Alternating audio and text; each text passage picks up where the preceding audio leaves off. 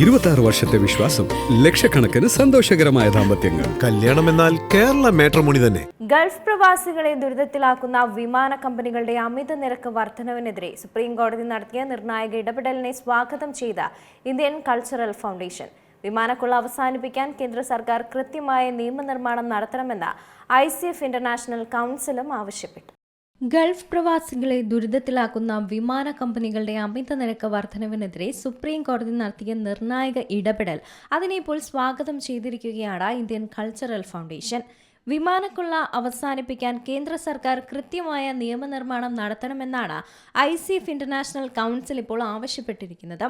ഉത്സവ അവധി സീസണുകളിലും സ്കൂൾ അവധിക്കാലങ്ങളിലും യാതൊരു മാനദണ്ഡവുമില്ലാതെ വിമാന ടിക്കറ്റ് നിരക്കുകൾ കുത്തനെ കൂട്ടുന്നത് ഗൾഫ് പ്രവാസികളെയും അവരുടെ കുടുംബങ്ങളെയും വലിയ സാമ്പത്തിക പ്രതിസന്ധിയിലേക്കാണ് തള്ളിവിടുന്നത്.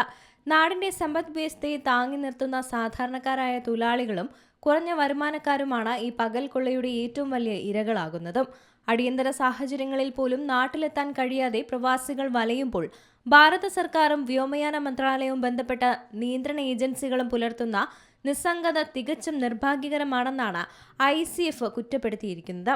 വിമാന നിരക്കുകൾക്ക് യുക്തിസഹമായ നിയന്ത്രണ സംവിധാനം ഏർപ്പെടുത്തുകയും യാത്രക്കാരുടെ താൽപര്യം സംരക്ഷിക്കുന്ന തരത്തിൽ സുതാര്യമായ നയങ്ങൾ നടപ്പിലാക്കുകയും ചെയ്യേണ്ടത് അനിവാര്യമാണ്. ലക്ഷക്കണക്കിന് പ്രവാസികൾക്ക് വലിയ പ്രതീക്ഷ നൽകുന്നതാണ് സുപ്രീം കോടതിയുടെ ഇപ്പോഴത്തെ ഈയൊരു നീക്കം. പ്രവാസി യാത്രക്കാരുടെ അവകാശങ്ങൾ സംരക്ഷിക്കുന്നതിനും സഞ്ചാര സ്വാതന്ത്ര്യം ഉറപ്പാക്കുന്നതിനുമായി കേന്ദ്ര സർക്കാർ അടിയന്തരവും ശാശ്വതവുമായ നിയമ നടപടികൾ സ്വീകരിക്കണമെന്നും ICF ആവശ്യപ്പെട്ടിട്ടുണ്ട്. എന്തായാലും യാത്ര ചെയ്യാനിരിക്കുന്ന ഗൾഫ് പ്രവാസികളെ സംബന്ധിച്ച് ഇത് വലിയൊരു ഉപകാരം തന്നെയാണ്. International desk, Zee Malayalam News. ഏറ്റവും പുതിയ വാർത്തകളും വിശേഷങ്ങളും വിരൽത്തുമ്പിലറിയാൻ സീ മലയാളം ന്യൂസ് എല്ലാ ഡിജിറ്റൽ പ്ലാറ്റ്ഫോമുകളിലും ലഭ്യം.